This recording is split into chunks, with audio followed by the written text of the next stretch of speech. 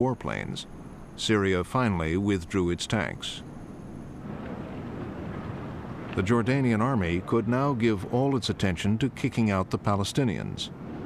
Yasser Arafat, hiding somewhere in the capital, sent out an SOS. I remember that he made the broadcasting through the station we had, asking the Arab world and the Islamic world to intervene.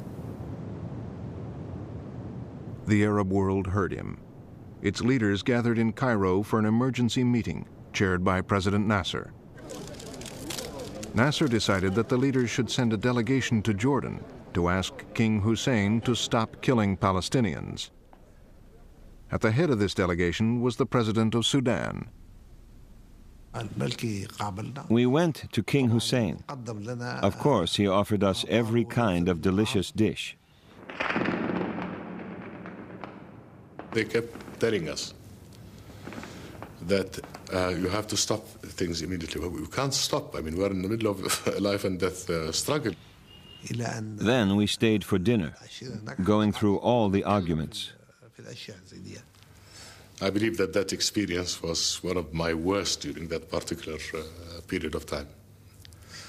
Because one is concerned, one is worried, one is trying to deal with problems changing every minute, and suddenly to have to entertain a group that is totally out of touch with reality or with the needs of the moment.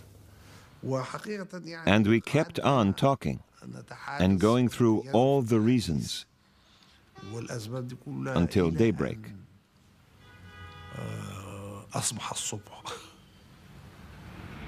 The Arab leaders, having failed to convince the king, got into an armored car and tuned in the radio.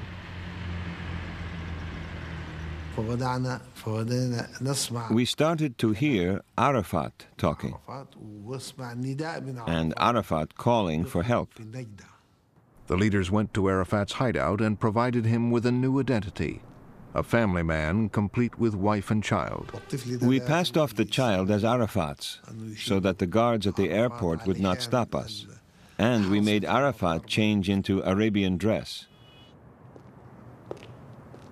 Thus disguised, amid the delegation of Arab leaders, Arafat made it past King Hussein's soldiers guarding the airport. And then suddenly I heard with utter shock and disbelief that they arrived in Cairo. They had Arafat with them.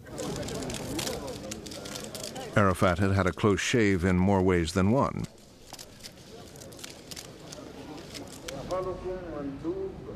Back in Cairo, President Numeri reported on the conflict. It was unfair to Jordan and to King Hussein. King Hussein decided that he too had better join the meeting in Cairo. I, of course, came in still in my fatigues and with my gun in position. And he spoke in the conference and responded to the allegations. He said he was not against the Palestinians at all. President Nasser imposed a deal which met most of King Hussein's demands. Arafat gave in. He agreed all his fighters would leave the capital. The PLO tried to regroup in the north of Jordan, and it took King Hussein another year to drive them out of the country altogether. The PLO's attempt to take over Jordan had failed.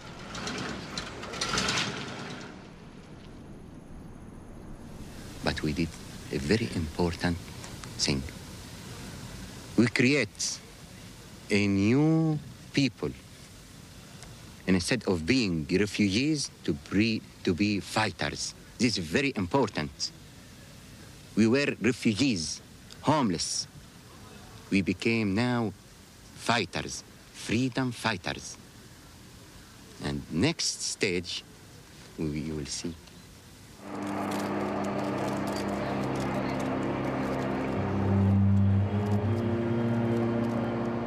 Arafat and his battered fighters moved to Lebanon,